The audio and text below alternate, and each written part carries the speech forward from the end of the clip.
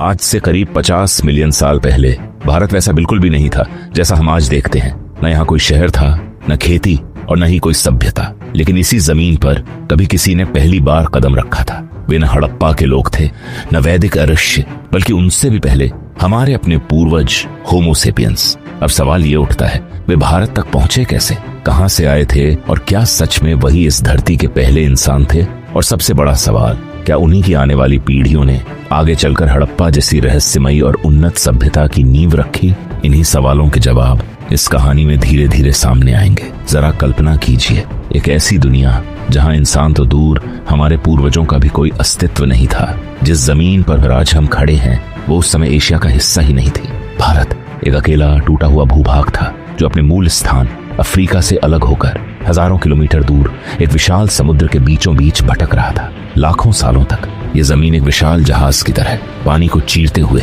धीरे धीरे उत्तर दिशा की तरफ बढ़ती रही। इसके रास्ते में था एक अथाह और गहरा समुद्र, टेथिस सागर। लेकिन इस शांत दिखने वाली यात्रा के पीछे धरती के अंदर एक अदृश्य ताकत काम कर रही थी। पृथ्वी के गर्भ में मौजूद गर्म मैग्मा इस भूभाग को लगातार धक्का दे रहा था और यही ताकत भारत को असाधारण गति से आगे बढ़ा रही थी। फिर वो पल आया जिसने पूरी दुनिया का नक्शा बदल कर रख दिया। भारत का ये विशाल टुकड़ा आखिरकार यूरेशियन प्लेट से टकरा गया और शुरू हुआ धरती का सबसे भयानक टकराव। दो विशाल प्लेटें आमने सामने भिड़ गईं। दबाव इतना जबरदस्त था कि धरती की सतह खुद को संभाल नहीं पाई। चट्टानें टूटने के बजाय ऊपर की तरफ मुड़ने लगी। मलबा उठता गया और उठता ही चला गया जब तक कि उसने आसमान को छू नहीं लिया। यही था कुदरत की सबसे विशाल दीवार का जन्म, हिमालय। इस एक घटना ने सब कुछ बदल दिया। जो हवाएं पहले बिना रुके गुजर जाती थीं, अब हिमालय से टकराकर रुकने लगी और पहली बार इस सूखी जमीन पर मानसून की बारिश बरसी। हिमालय की बर्फ पिघली और गंगा, यमुना, नर्मदा जैसी नदियां इस धरती को जीवन देने लगी। धीरे धीरे लाखों सालों तक चला ये उथल पुथल एक नए रूप में ढलने लगा और इसी बदलती हुई दुनिया में अब कुछ ऐसा होने वाला था जो इंसान की कहानी को हमेशा के लिए बदल देगा। जो जमीन कल तक बंजर और पत्थरीली थी, अब वही धरती हरियाली से ढक चुकी थी। घने जंगल, मीठे पानी की नदियां और जीवन से भरपूर एक नई दुनिया। करोड़ों सालों के बदलाव के बाद भारत अब एक ऐसे रूप में आ चुका था जहां हर चीज तैयार थी। जंगल शांत थे, नदियां लगातार बह रही थी, हवाएं एक नई कहानी सुना रही थी। लेकिन इस पूरी तस्वीर में अभी भी एक चीज की कमी थी, इंसान।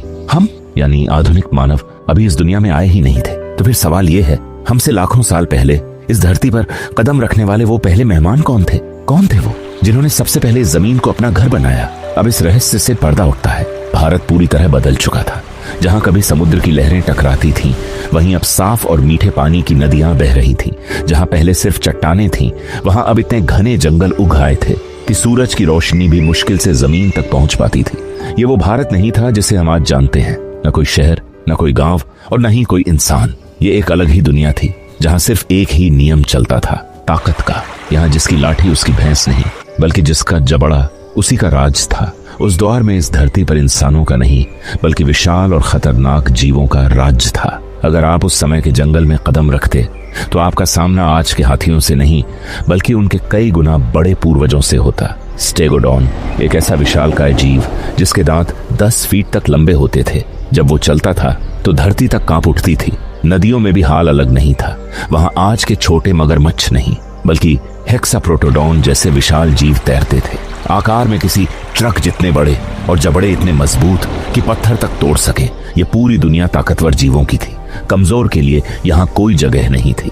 हर झाड़ी, हर अंधेरा कोना मौत को छुपाए बैठा था। लेकिन इन्हीं खतरनाक जंगलों में, इन विशाल जीवों के पैरों के बीच कुछ नया जन्म ले रहा था। घास के अंदर एक हलचल शुरू हो चुकी थी। लाखों साल पहले अफ्रीका की धरती पर एक नई मानव प्रजाति उभरी। नाम था होमो इरेक्टस। यही वो प्रजाति थी जिसने पहली बार पूरी तरह दो पैरों पर सीधा चलना शुरू किया। ये न तो पूरी तरह वानर थे और न ही हम जैसे आधुनिक इंसान, लेकिन एक चीज थी जो इन्हें खास बनाती थी, इनका सफर। ये घुमक्कड़ थे, भोजन की तलाश में चलते रहते थे। धीरे धीरे ये अफ्रीका से बाहर निकल पड़े। न कोई नक्शा, न कोई तय रास्ता, बस एक ही ताकत जो इन्हें आगे बढ़ा रही थी, भूख। और इसी भूख ने उन्हें हजारों किलोमीटर दूर तक धकेल दिया। करीब 15 से 20 लाख साल पहले इन बहादुर यात्रियों के एक समूह ने भारत की धरती पर कदम रखा। ये सिर्फ एक कहानी नहीं है, इसका सबूत यहीं भारत की मिट्टी में छुपा हुआ है। चेन्नई के पास अत्तिरम पक्कम नाम की एक जगह, जहां जमीन के नीचे वैज्ञानिकों को पत्थरों का एक खजाना मिला, लेकिन ये साधारण पत्थर नहीं थे। इन्हें ध्यान से तराशा गया था। इनकी धार बेहद तेज थी। जब वैज्ञानिकों ने इनकी उम्र जानी तो नतीजे चौंकाने वाले थे। ये औजार करीब 15 लाख साल पुराने थे, यानी आधुनिक इंसान के आने से बहुत पहले। और यहीं से एक नई कहानी शुरू होती है। इसका मतलब साफ था, यहाँ कोई ऐसा था जो सिर्फ ताकत पर नहीं बल्कि अपने दिमाग पर भरोसा करना जानता था। और सबूत सिर्फ इन पत्थरों तक सीमित नहीं है। साल 1982, मध्य प्रदेश की नर्मदा घाटी, हथनोरा नाम का एक छोटा सा गांव। यहीं पर एक आर्कियोलॉजिस्ट अरुण सोनाकिया खुदाई के दौरान कुछ ऐसा खोज निकालते हैं जो भारत के प्राचीन इतिहास को हमेशा के लिए बदल देता है। उन्हें एक खोपड़ी का हिस्सा मिलता है। ये किसी जानवर की नहीं थी, ये एक मानव पूर्वज की थी। इसे नाम दिया गया नर्मदा मानव। अब सवाल था, ये दिखते कैसे थे? इनका माथा हमसे छोटा था, यानी दिमाग अभी पूरी तरह विकसित नहीं हुआ था, लेकिन इनका जबड़ा बेहद मजबूत था। आंखों के ऊपर की हड्डियां बाहर की तरफ उभरी हुई थी। चेहरे पर एक अलग ही सख्ती झलकती थी। इनका शरीर किसी एथलीट जैसा गठीला और ताकतवर था, लेकिन एक चीज जो इनके पास नहीं थी वो थी भाषा। ये शब्दों में बात नहीं करते थे, इनकी भाषा थी इशारे और आवाजें। इनका सबसे बड़ा हथियार था एक साधारण सा दिखने वाला पत्थर, हैंड एक्स। नाशपाती के आकार का यह औजार इनकी मुट्ठी में फिट बैठता था। यही उनका चाकू था, यही उनका हथौड़ा और यही उनका सबसे भरोसेमंद साथी। बिना किसी धातु के, बिना किसी आधुनिक हथियार के, सिर्फ पत्थरों के दम पर ये लोग विशाल जानवरों का सामना करते थे। हाथी, दरियाई घोड़े और उससे भी बड़े शिकारी। डर इनके शब्दकोश में शायद था ही नहीं।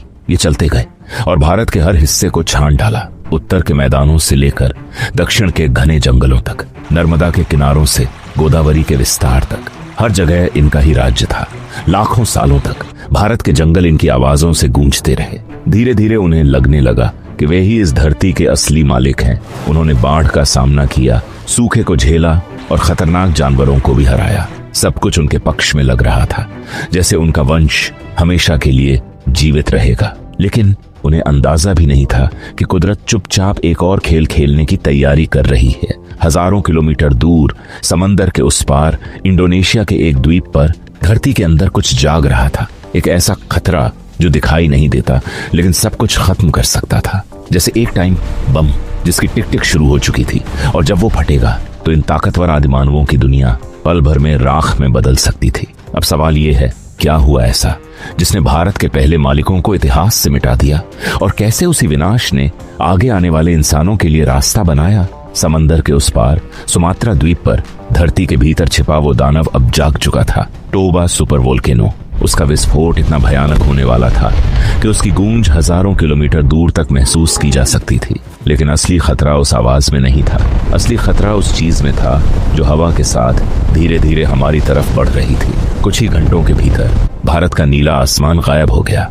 दोपहर के वक्त चारों तरफ ऐसा अंधेरा छा गया जैसे रात उतर आई हो। और फिर आसमान से गिरने लगी एक सफेद मौत। ये बर्फ नहीं थी, ये थी ज्वालामुखी की राख। सोचिए, जब उन आदिमानवों ने सांस ली होगी तो हर सांस के साथ उनका दम घुटने लगा होगा। जो नदियां कल तक जीवन देती थीं, अब वही कीचड़ और जहर में बदल चुकी थी। पेड़ पौधे सूख गए, जंगल उजड़ गए और जो भारत कभी गर्म और जीवंत था वो अचानक बर्फ जैसी ठंड में डूब गया। विज्ञान इसे कहता है वोल्केनिक विंटर। अब यहाँ सबसे बड़ा सवाल उठता है, वो आदिमानव जो लाखों सालों से इस धरती पर राज कर रहे थे, आखिर इस मुसीबत के सामने क्यों हार गए? वे ताकतवर थे, बहादुर थे, फिर भी उनका वजूद इतनी आसानी से क्यों खत्म हो गया? असल वजह कोई बाहरी दुश्मन नहीं था, बल्कि उनका अपना शरीर और उनकी सोच ही उनकी हार की वजह बन गई। पहली वजह थी उनके शरीर की बनावट। उनका शरीर मजबूत और भारी था, लेकिन वही ताकत उनकी कमजोरी बन गई। उन्हें जिंदा रहने के लिए बहुत ज्यादा ऊर्जा चाहिए थी।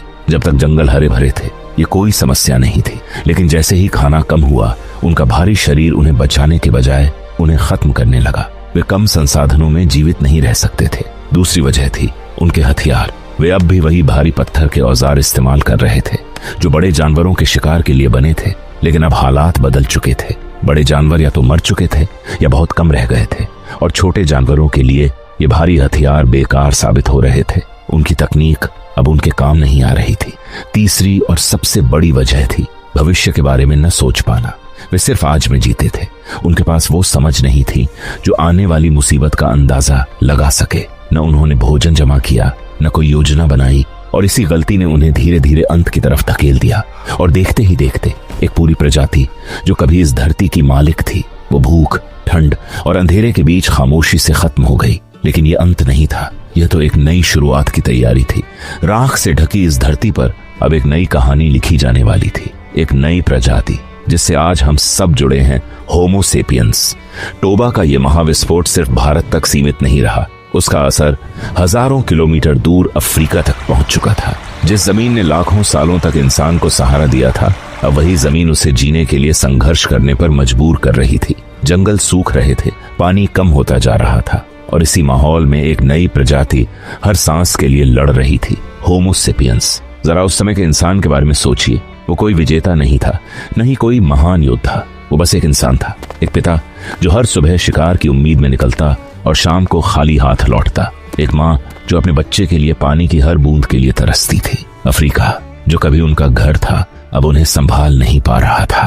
अब उनके सामने सिर्फ दो रास्ते बचे थे, या तो यहीं रुककर धीरे धीरे इतिहास में खो जाए, या फिर उस अनजान क्षितिज की ओर बढ़ें जहां शायद मौत हो, लेकिन शायद जिंदगी की एक उम्मीद भी। और आखिरकार भूख ने उन्हें वो फैसला लेने पर मजबूर कर दिया जो इंसानियत के इतिहास का सबसे बड़ा कदम बन गया। एक पूरा काफिला, बच्चे, बुजुर्ग, जवान, अपना सब कुछ पीछे छोड़कर चल पड़ा। चलते चलते वे पहुंच गए उस जगह जहां जमीन खत्म हो जाती थी। सामने था एक अथाह समुद्र, लाल सागर, जहां नजर जाती थी सिर्फ पानी ही पानी दिखाई देता था। विज्ञान बताता है कि उस समय हिमयुग के कारण समुद्र का स्तर आज से काफी नीचे था। अफ्रीका और अरब के बीच की दूरी आज के मुकाबले कम जरूर थी, लेकिन उनके लिए वो छोटी सी दूरी भी मौत के गड्ढे से कम नहीं थी। आज हम उसे कहते हैं बाबिल मंदिब। सोचिए उस पल को जब उन्होंने पहली बार सूखी लकड़ियों और बांस से बने कमजोर और डगमगाते राफ्ट पर अपने बच्चों को बैठाया होगा। हर लहर एक खतरा थी। न जाने कितने लोग उसी सफर में समंदर में समा गए, न जाने कितने हाथ हमेशा के लिए छूट गए, लेकिन जो बच गए उन्होंने हार नहीं मानी। लहरों से लड़ते हुए वे आखिरकार अरब के तट पर पहुंचे, आज का यमन। वे जिंदा तो थे, लेकिन अब उनका कोई घर नहीं था। अफ्रीका हमेशा के लिए पीछे छूट चुका था, लेकिन असली परीक्षा अभी बाकी थी। अरब की जमीन भी आसान नहीं थी, सूखी, पथरीली और बेरहम। रेगिस्तान उन्हें निगलने के लिए तैयार खड़ा था। तभी उन्होंने एक फैसला लिया जो उनकी समझदारी दिखाता है। वे अंदर की ओर नहीं गए, बल्कि समंदर के किनारे किनारे चलने लगे। इसे कहा जाता है कोस्टल माइग्रेशन। जिस समंदर ने उनसे बहुत कुछ छीन लिया था, अब वही उनका सहारा बन गया। उसी ने उन्हें खाना दिया, मछलियां, केकड़े, सीपियां, और इसी सहारे वे चलते रहे। 1 साल नहीं, 100 साल नहीं, बल्कि हजारों सालों तक। ये सफर एक पीढ़ी का नहीं था, कई पीढ़ियां एक ही दिशा में बढ़ती रहीं, बस एक उम्मीद के साथ कि कहीं तो ऐसी जमीन होगी जो घर जैसी लगे। और फिर करीब 65,000 साल पहले उन यात्रियों के वंशजों ने हवा में एक बदलाव महसूस किया। ये गर्म और सूखी हवा नहीं थी, ये ठंडी और अलग सी थी। वे भारत की दहलीज पर पहुंच चुके थे। टोबा विस्फोट की राख, जिसने कभी यहाँ जीवन खत्म कर दिया था, अब वही राख उपजाऊ मिट्टी में बदल चुकी थी। कुदरत अपने घाव भर चुकी थी। जहाँ सूखे पेड़ थे, वहाँ अब हरे भरे जंगल थे। नदियां मीठे पानी से भरकर बह रही थीं। जब उन थके हुए यात्रियों ने इस हरी भरी धरती पर पहला कदम रखा होगा, उन्हें लगा होगा कि उन्हें उनका स्वर्ग मिल गया है। लेकिन यह कहानी अभी खत्म नहीं हुई थी। उन्हें अंदाजा नहीं था कि ये नई दुनिया भी उनकी एक और परीक्षा लेने वाली है। अफ्रीका के खुले मैदानों में वे दूर तक देख सकते थे, खतरे को पहचान सकते थे, लेकिन भारत, यहाँ के जंगल घने थे और रहस्यमयी थे। हर झाड़ी के पीछे खतरा छुपा था। विशाल हाथी और खूंखार शिकारी इन अजनबियों को घूर रहे थे। रात होते ही ये जंगल एक भूल भुलैया बन जाता था। खुले आसमान के नीचे सोना सीधे मौत को बुलाना था। अब सवाल ये था, उस पहली रात, उस अनजान जंगल में हमारे पूर्वज जिंदा कैसे बचे और उन्होंने अपनी पहली सुरक्षा कैसे तैयार की। अफ्रीका से हजारों किलोमीटर चलकर आए ये थके हुए यात्री इस नए जंगल में पूरी तरह असहाय थे। उन्हें चाहिए थी एक ऐसी जगह जहां दीवारें हों लेकिन दरवाजा न हो। और मध्य भारत के घने जंगलों में कुदरत ने उन्हें अपना सबसे अनोखा तोहफा दिया, भीमबेटका। ये सिर्फ साधारण गुफाएं नहीं थी, ये कुदरत के बनाए हुए पत्थरों के महल थे। इन विशाल चट्टानों ने उन्हें मूसलाधार बारिश से बचाया, कड़ाके की ठंड से बचाया, और सबसे जरूरी, रात के अंधेरे में छिपे खतरनाक जानवरों से भी बचाया। शायद पहली बार इंसान ने घर का असली मतलब महसूस किया था। ये गुफाएं सिर्फ पत्थर नहीं थी, ये इंसानियत की पहली दीवार थी, पहला सुरक्षित किला। जरा उस दौर की एक सुबह की कल्पना कीजिए। करीब 60,000 साल पहले न कोई अलार्म था, न कोई घड़ी, सिर्फ चिड़ियों की आवाज और सूरज की पहली किरण ही उन्हें जगाने के लिए काफी थी। जैसे ही आंख खुलती होगी, शायद सबसे पहला ख्याल यही आता होगा, क्या हम सब आज भी जिंदा हैं? दिन की शुरुआत चाय या कॉफी से नहीं होती थी। सबसे पहली जरूरत थी पानी। लेकिन उस समय नदी तक जाना भी किसी मिशन से कम नहीं था। कबीले के मर्द पहले बाहर निकलते, चारों तरफ नजर दौड़ाते, कहीं झाड़ियों में कोई शिकारी तो नहीं छिपा। जब रास्ता सुरक्षित लगता तभी महिलाएं और बच्चे पानी लेने के लिए आगे बढ़ते। हर सुबह जिंदगी और मौत के बीच एक नई परीक्षा होती थी, लेकिन रात के अंधेरे में उनका असली रक्षक कभी कोई इंसान नहीं था, वो थी आग। आग सिर्फ खाना पकाने का साधन नहीं थी, वो उनकी सुरक्षा थी। जब तक गुफा के बाहर आग जलती रहती, कोई भी जानवर अंदर आने की हिम्मत नहीं करता था, और यही आग उन्हें एक दूसरे से जोड़ती भी थी। शाम होते ही शिकार के बाद पूरा कबीला इसी आग के आसपास इकट्ठा होता। यहीं कहानियां सुनाई जाती, यहीं दुख और खुशी बांटी जाती। आग की इस गर्मी ने उन्हें सिर्फ जिंदा नहीं रखा, बल्कि एक साथ भी बांधे रखा। लेकिन भारत बहुत विशाल था, और जैसे जैसे इंसान अलग अलग जगहों पर फैला, उसे अलग अलग चुनौतियों का सामना करना पड़ा। विंध्य और हिमालय के पास रहने वाले लोग ठंड से जूझते थे, इसलिए वे गहरी गुफाओं में रहते और आग पर ज्यादा निर्भर रहते। वहीं दक्षिण भारत में जहां मौसम गर्म था, वहां लोगों ने अलग तरीका अपनाया। वे कभी पहाड़ियों के नीचे तो कभी खुले में सरल झोपड़ियाओं बनाकर रहने लगे। जीवन वहां थोड़ा खुला जरूर था, लेकिन खतरे वहां भी कम नहीं थे। उस दौर में न कोई राजा था, न कोई नौकर, सब एक जैसे थे। अगर कोई बीमार पड़ता तो पूरा समूह उसकी देखभाल करता। अगर कोई बच्चा अनाथ हो जाता तो पूरा कबीला उसे अपना लेता। वे समझ चुके थे, इस खतरनाक दुनिया में अकेला इंसान कमजोर है, लेकिन एकजुट समूह अजेय बन सकता है। उनके पास अब घर था, आग थी और एक दूसरे का साथ भी। लेकिन एक चीज की अब भी कमी थी, भोजन। भारत के जंगलों में रहने वाले जानवर तेज थे, चालाक थे, और उनके पुराने भारी पत्थर के हथियार अब बेकार होते जा रहे थे। वो समय बदल चुका था।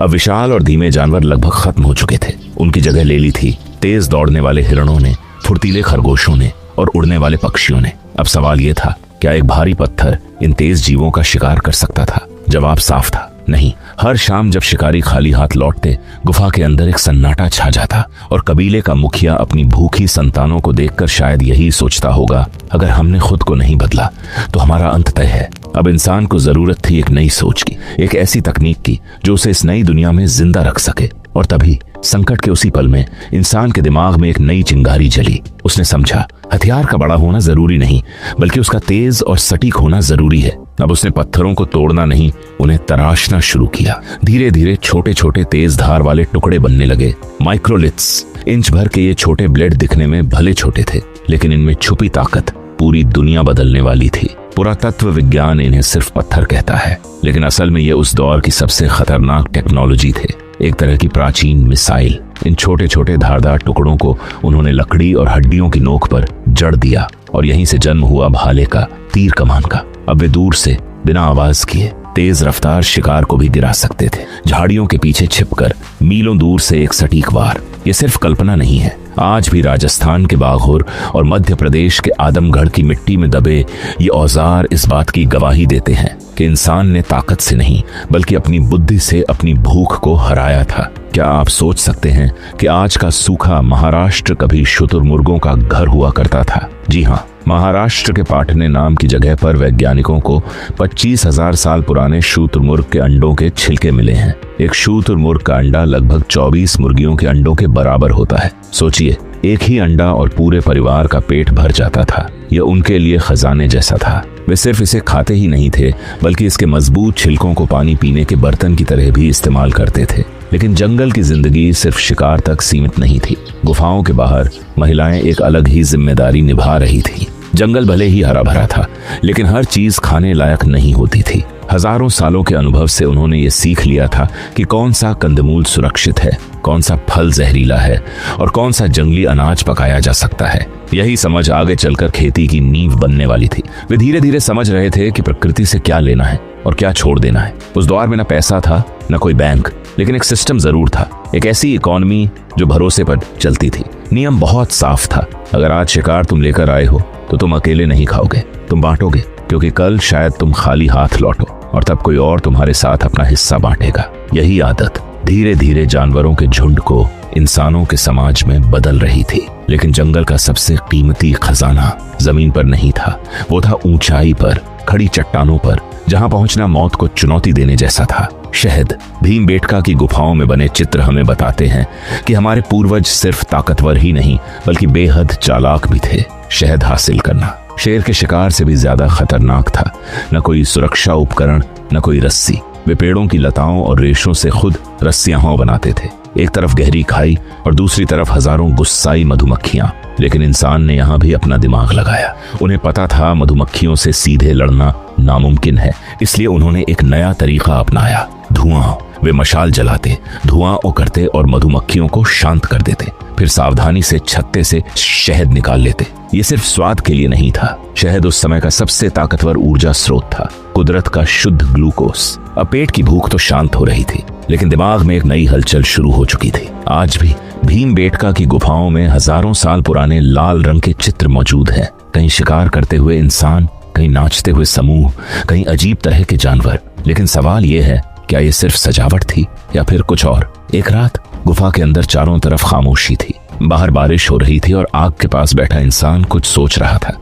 वह अपने हाथ को देखता है, फिर अपने साथियों को और फिर उस खुरदरी दीवार को। अब उसके मन में सिर्फ शिकार के सवाल नहीं थे, कुछ और उठ रहा था। मैं कौन हूँ? ये जंगल, ये आसमान, इन सब का मुझसे क्या रिश्ता है? इन सवालों का जवाब उस समय किसी भाषा में नहीं था। तभी उसने एक लाल पत्थर उठाया, उसे पीसा और गुफा की दीवार पर एक लकीर खींच दी। यही था इंसान का पहला चिन्ह, यही थी कला की शुरुआत। नाचते हुए इंसानों के चित्र। शायद ये सिर्फ कला नहीं, एक तरह का जादू था। उन्हें लगता था कि अगर वे दीवारों पर शिकार को कैद कर लेंगे तो अगले दिन जंगल में भी शिकार उनके हाथों में होगा। ये चित्र उनकी उम्मीद थे, उनकी प्रार्थना थे। बदलाव अब सिर्फ दीवारों तक सीमित नहीं था। इंसान ने पहली बार खुद को सजाना शुरू किया। शुतुरमुर्ग के अंडों के छिलकों से मन के बनाए गए और गले में पहन लिए गए। ये पहचान थी, दुनिया को बताने का तरीका कि मैं हूं, मेरी अपनी एक कहानी है। इंसान ने सामना किया जीवन के सबसे कड़वे सच से, मौत। जानवरों की दुनिया में मौत के बाद सब खत्म हो जाता है, लेकिन इंसान ने ऐसा नहीं किया। जब उनका कोई साथी हमेशा के लिए चला जाता तो वे उसे सावधानी और सम्मान के साथ जमीन में लिटाते। उत्तर प्रदेश के सराय नाहर राय की खुदाइयां हमें बताती हैं कि उन्होंने शव के साथ उसका पसंदीदा भाला और गहने भी रखे। क्यों? क्योंकि इंसान मानने लगा था कि मौत अंत नहीं है। उसे लगा मरते वक्त भी एक और यात्रा है, जहां हथियारों की जरूरत पड़ेगी। यहीं से शुरू हुआ आत्मा का विचार और यहीं पड़ी धर्म की पहली नींव। गुफाओं में अब कहानियां गूंजने लगी थी। ज्ञान अब एक दिमाग से दूसरे दिमाग में जा रहा था। इंसान अब सिर्फ शिकारी नहीं रहा, वह सपने देखने वाला जीव बन चुका था। लेकिन ये गुफाएं अब ज्यादा समय तक नहीं टिकने वाली थी। इंसान अब खाना ढूंढने नहीं बल्कि उगाने वाला था। नदियों के किनारे बसेरे बने और इंसान को मिला उसका पहला स्थायी घर। मेहरगढ़ से शुरू हुई ये कहानी भारत के पश्चिमी हिस्से में एक बड़े बदलाव में बदल गई। करीब 5000 साल पहले, जब दुनिया के बाकी हिस्सों में लोग कबीलाई जीवन जी रहे थे, उसी समय यहाँ जन्म ले रही थी एक ऐसी सभ्यता जो अपने समय से बहुत आगे थी। इंडस वैली सिविलाइजेशन, सिंधु घाटी सभ्यता। जरा कल्पना कीजिए, ये लोग शहर बसाने की कला में माहिर थे। उनकी सड़कें एकदम सीधी थीं और एक दूसरे को ठीक 90 डिग्री के कोण पर काटती थीं। ईंटों का आकार हमेशा एक ही अनुपात में 4:2:1। यह संकेत था एक मजबूत और संगठित व्यवस्था का। लेकिन असली कमाल उनकी नालियों में छिपा था। हर घर का अपना स्नान स्थान था और गंदे पानी के लिए ढकी हुई नालियां। फिर आता है मोहनजोदड़ो का विशाल स्नानागार। यह प्राचीन इंजीनियरिंग का अद्भुत उदाहरण था, जिसे पानी रोकने के लिए बिटुमेन, नेचुरल एस्फॉल्ट से लेपित किया गया था। हजारों साल बाद भी यह संरचना पानी रोकने में सक्षम रही। हड़प्पा के शहर दुनिया के पहले स्मार्ट सिटी थे। घरों के दरवाजे पीछे की गलियों में खुलते थे, धूल से बचने और प्राइवेसी के लिए। इतना उन्नत वेंटिलेशन सिस्टम वाकई चौंकाने वाला है। लेकिन इतिहास एक और नया मोड़ लेता है। जहां एक तरफ हड़प्पा में शांति थी, वहीं उत्तर भारत की मिट्टी के नीचे कुछ ऐसे राज छिपे थे जो हमारी प्राचीन कथाओं से मेल खाते हैं। हम बात कर रहे हैं सिनौली की। साल 2018 में यहाँ भारतीय पुरातत्व सर्वेक्षण को जमीन के अंदर से निकले 2 पहियों वाले शाही रथ मिले।